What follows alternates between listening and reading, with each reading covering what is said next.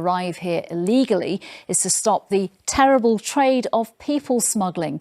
But critics, including the Red Cross, say the reforms judge people on how they arrive, not whether they need a safe country to live in. Here's our political reporter, Shihab Khan. Yes. Thousands of men, women and children have attempted this treacherous journey across the Channel in the last couple of years, some losing their lives in the process. It's done in the hope of a better life here in the United Kingdom, but under a new proposed shake-up of the immigration system, it will now be more difficult to stay if you arrive this way. Home Secretary Priti, Patel. Speaker. Today in the House of Commons, the Home Secretary outlined the government's latest plans and said the current system wasn't fair. Access to UK's asylum system should be based on need, not the ability to pay people smugglers. If you enter illegally from a safe country like France, you are choosing the UK as your preferred destination, and you are doing so at the expense of those with nowhere else to go. The government policy is defined by a lack of compassion and a lack of competence. The plans risk baking into the UK system the callousness, frankly, of this government's approach. Under the new proposals, how you enter the United Kingdom will have a bearing on your asylum claim. Anyone using an illegal route would only ever receive temporary permission to remain and will face the threat of deportation for life. Age assessments will also be introduced to stop adults who are pretending to be children, and criminal gangs who organise illegal journeys into the UK could be sentenced to life. Some charities have been saying that this policy is divisive and it makes people think there are good refugees that do the right thing and bad refugees who don't. Well, that's not acceptable at all to even say that, because the status quo is not an option when people are dying. People are being smuggled in the back of the lorries. People are being put into small boats and lives are being put at risk. So I think many of those organisations should think carefully about our proposals and also the type of language they themselves use. The experts, however, say that compared to other major countries, the situation in the UK is not as bad. If we compare the UK with other European countries, the problem seems relatively small. In terms of asylum applicants, the UK ranks about 5th, with other countries like Italy, Spain, France and Germany having many more applicants. More than 8,000 people tried to illegally cross the Channel last year, and the government will hope that its latest proposals deter others from following suit. Despite the criticisms of this new scheme that you outlined there, the government says it is getting tough. Will these new proposals work? Yeah, there's still plenty of work to be done. You've heard from the Home Secretary speaking in the House of Commons there. She mentions the fact that there's a belief that a lot of people who are crossing the Channel, and this is true, of course, they're coming from France, they've been in countries that are safe, and they're essentially, the government is saying, why have they not sought asylum in France, for example? Now, there isn't anything in international law that says you have to seek asylum in the first safe country you get to on your journey. And I asked the Home Secretary today, when I spoke to her this morning, whether or not these people would be deported if they arrived, and where to. Would they be sent back to France? Well, the truth is we don't have an agreement with France at the moment, so that would be very difficult to do. There was some agreements in place when we were part of the European Union, but Brexit means that that's not the case anymore. And when I did speak to the Home Secretary, she said that conversations were underway with countries across the world, and she kept emphasising that she thinks it's the responsibility of other nations to take these people in if they come into the UK. That's where the challenge is. We don't have these agreements, these bilateral agreements or agreements with the European Union can be very difficult to negotiate simply because they will argue, well, if they've arrived on your shores, they're now your responsibility. So a very difficult balance to strike. And this could be something that we have to work on for a very long period of time. Shihab Khan, thank you. The European Union increased the risk of a so-called vaccine war today, proposing new rules over the export of COVID jabs. It's over the ongoing row regarding supplies of the Oxford AstraZeneca vaccine. The plans will go before EU leaders tomorrow. It could mean the EU may not approve exports to nations with more advanced vaccine rollouts or where infection rates are lower than countries within the Union. Our Europe editor James Mates joins me now. What could this mean for the UK then? well, we'll have to see what happens tomorrow night. I mean, I suspect they will adopt these proposals, despite there being some leading voices, Ireland, Belgium, even Angela Merkel, saying that they think an export ban is not a good idea. But I suspect the Commission here wouldn't have put that proposal forward if they weren't pretty confident of it being adopted. But I must emphasise it gives them the powers to ban exports. As of now, they're not actually banning exports, and it may be that some deal is to be done between Boris Johnson and the leaders here on that. This is what the Vice President of the Commission, Valdis Dombrovskis, said this morning.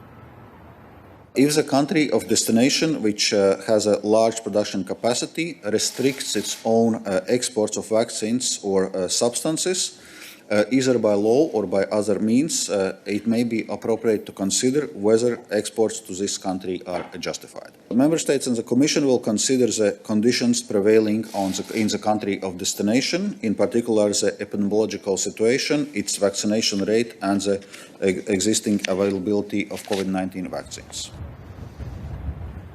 Well, you don't have to be Hercule Poirot to work out which country they're talking about there, and that is the UK. And what might cause some real resentment is this idea that because the UK's vaccine rollout has gone very well and therefore cases are very low, that somehow it's no longer fair to send vaccines to Britain. But I must emphasise how febrile this whole issue is getting here. I mean, just this morning, based on a request from the European Commission, the Italian police seized 30 million doses of AstraZeneca vaccine, claiming that it was a secret stash that was headed for the UK. It wasn't going to the UK at all. Many of them were going to the third world. But even so, some French officials are asking why AstraZeneca would be exporting elsewhere when they say they haven't fulfilled their commitment to the EU. So that's the sort of atmosphere we're operating in. James Mates, thank you very much. Thank you.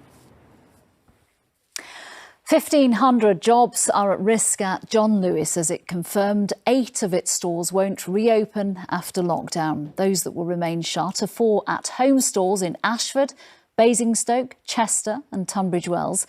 And in city centres around the UK, 4 department stores in Aberdeen, Peterborough, Sheffield and York will not reopen. Our business editor Joel Hills is at its flagship store in central London this lunchtime. Joel, what else did John Lewis have to say then? Well, look, the company signalled this was coming a couple of weeks ago. I think this decision, though, will leave some communities clearly in a state of shock. At John Lewis in Peterborough, 400 people work there. The department store was refurbished just a couple of years ago at a cost of £21 million.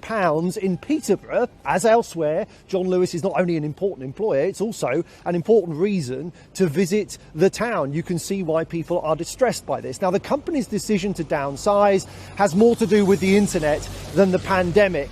Sales have been moving online, as we know, for many years, but lockdown has accelerated that process. John Lewis thinks shopping habits are altered permanently, that between 60 and 70% of everything that it sells going forward will be sold online. It has much more space than it needs, and so it's shrinking its footprint. Not so long ago, of course, John Lewis was expanding like Billio. Between 2007 and 2017, it almost doubled in size, opening 23 shops, even as online sales were roaring away. The plan then was to take on the likes of Debenhams and House of Fraser. It's amazing how quickly things have changed. Property assets became liabilities.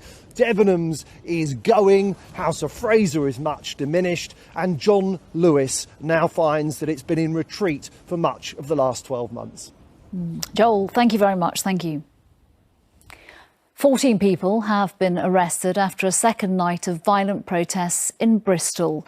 Last night's demonstration was the latest Kill the Bill protest in the city against a government bill which will see the police handed new powers to tackle such demonstrations. It came 2 days after a protest which descended into rioting in the city left 21 officers injured. For some, the easing of lockdown restrictions has led to plans to get back to the pub, book a holiday or return to group sports. But what about those who say their confidence has been knocked by the pandemic and are nervous about coming into close contact with others?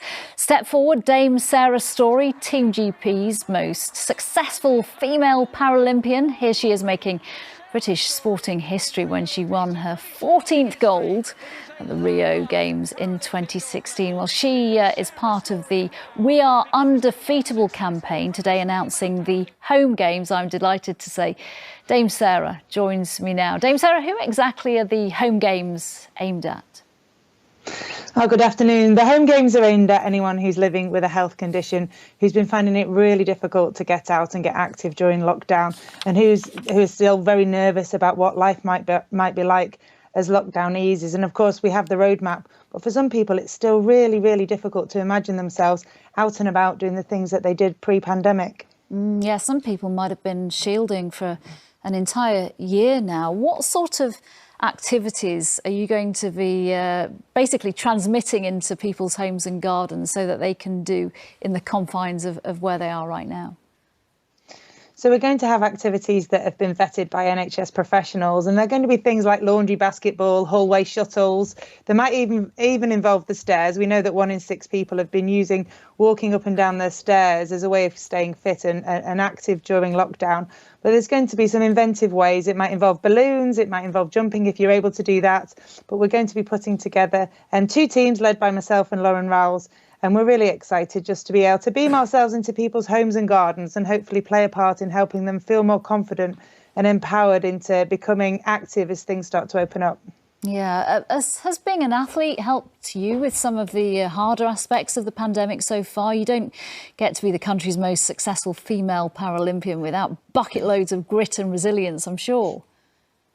I think athlete mindset has certainly helped. The idea that you have to break things down into smaller goals in order to achieve a bigger goal. You know, things are less in our control as well. And as athletes, we often talk about being able to control the things that we can control and not focus too much on things that are outside of our control. That's certainly been very helpful. But I think as a cyclist specifically, I've been very fortunate that cycling is my sport now, because I've been able to use my daily exercise slot to get out on my bike and to be able to enjoy the fresh air. So I have been in a much more fortunate position than many people. And I think that's what this is about. It's about recognising that not everybody's experienced the pandemic in the same way. And we need to be really mindful of people's challenges and be able to support them in a way that's on their level. Yeah, and what's your advice for anyone watching this who hasn't got those kind of techniques and strategies? They can take part in the home games, but after that, when they are taking that first trip out, when they are thinking about going to meet somebody, how do they get through that when they have got a lack of confidence? Well, I think it's going to be about taking the advice from the people that you normally would support you, asking your GP for anything that you can, access that might help you to compute this and to put it into a logical form that will help you. But it's a very emotive subject, and it's something that people do need support with. I think, as an athlete, we've always been very infectious control aware, lots of hand gel and hygiene habits even prior to the pandemic. And I don't think that those things will change. I think there'll be more and more people very aware of hand hygiene and cough hygiene and sneezes, as it were. And I think we just need to be mindful of people. And if we see someone out and about who's really struggling, be kind. And I think that's something that's come across in the past year, looking out for people and that sense of community. Yeah, let's hope all of us remember that once lockdown begins to ease. Of course, it starts next Monday in England. Dame Sarah Storey, thank you very much for talking to us. Thank you. Thank you. A 400-metre-long container ship has run aground in the Suez Canal in Egypt, blocking all traffic in one of the world's busiest shipping lanes, the Ever Given, which is one of the largest container ships in the world, turned sideways in the man-made waterway yesterday. The blockage threatens to disrupt a global shipping already disrupted by the pandemic. Germany's leader, Angela Merkel, has made a rapid U-turn just hours after pushing the country into an Easter lockdown. She has now backtracked and it won't happen. COVID cases are currently rising in Germany. Our correspondent, John Ray, is with me. She's apologised. This is quite a dramatic, rapid U-turn, isn't it? Yeah, big deal. Going on? Perhaps Angela Merkel is losing her famous sure touch. She has apologised this morning, as you say. It was my mistake, she says, of this plan, which would have effectively all but shut down Germany for 5 days over Easter, agreed in the early hours of yesterday morning, ripped up at some stage this morning. The backdrop, of course, is the rising caseload in Germany and the not very good response to the vaccination. They've only vaccinated about 200,000 people a day. It's a fraction of where they need to be doing. So this plan for a lockdown, on top of the restrictions that are already in place, it would have pretty much closed down factories, shops and churches over the Easter period. It met with a whole load of opposition from business leaders, from trade unions, and not least from Catholics and Protestant churches. So it's been jettisoned in very short measure. You know, Nina, for months and months, we in Britain have looked at Germany with envy over their very competent-looking handling of the pandemic. Just at the moment, that's not looking quite so rosy for them.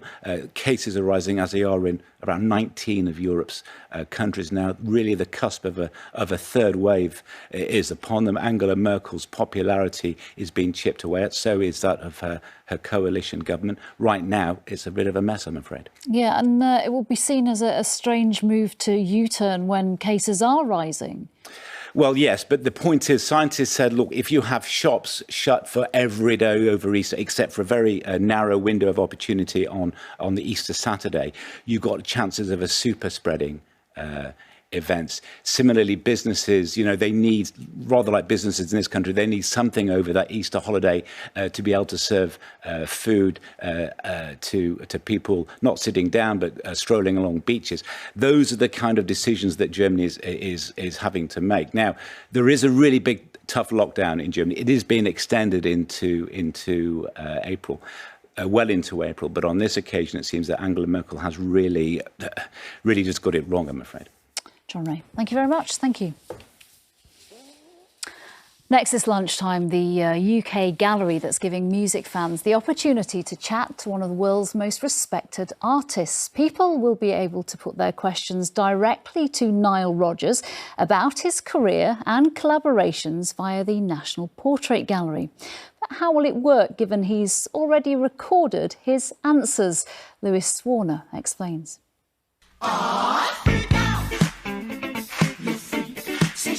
He's the musical mastermind behind some of disco's greatest hits.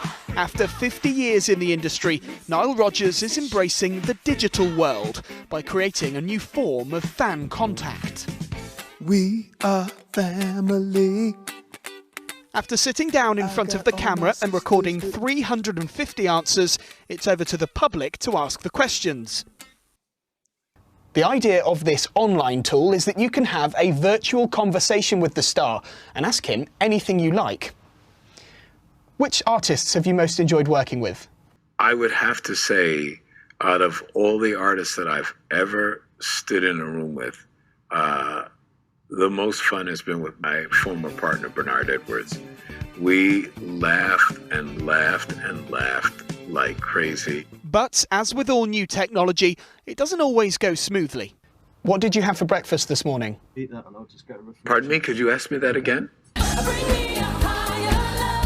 It's not the first time technology has been used to bring fans closer to the stars. After her death in 2012, a hologram of Whitney Houston performing on stage was enjoyed worldwide. I feel the most comfortable with my chic bandmates. And Rodgers talks about his life in the industry and what he's been trying to say through his music. It's all available on the National Portrait Gallery website, with creators calling it a pioneering project they hope will inspire new audiences. You can ask the questions and just hope he's got the answers. Lewis Warner, ITV News. A reminder of our main stories this lunchtime. The Home Secretary has defended her plans to overhaul the UK's asylum system. Priti Patel says a new system that will target people who arrive here illegally is to stop the terrible trade of people smuggling. Some critics say her changes are inhumane. Well, that's not acceptable at all to even say that, because the status quo is not an option when people are dying. People are being smuggled in the back of the lorries. People are being put into small boats and lives are being put at risk. So I think many of those organisations should think carefully about our proposals and also the type of language they themselves use. The European Union has increased the risk of a so-called vaccine war today, proposing new rules over the export of COVID jabs. It could mean the EU may not approve exports to nations with more advanced vaccine rollouts or where infection rates are lower than countries in the Union. And 1,500 jobs are at risk at John Lewis as it confirmed 8 of its stores will not reopen after lockdown. Those that will remain shut are 4 at-home stores in Ashford, Basingstoke, Chester and Tunbridge Wells, and in city centres 4 department stores in Aberdeen, Peterborough, Sheffield and York. Before we go, news of a royal birth. The Queen has a new great-grandson. Zara and Mike Tyndall have announced the arrival of baby Lucas, who was born on Sunday. The couple, who also have 2 daughters, revealed he was born at home. His full name is Lucas Philip Tyndall, with Philip in honour of both Mr Tyndall's father as well as Zara's grandfather. The Duke of Edinburgh, Buckingham Palace, said the Queen and the Duke were delighted with the news. That's it. Mary's here at 6:30. Bye-bye.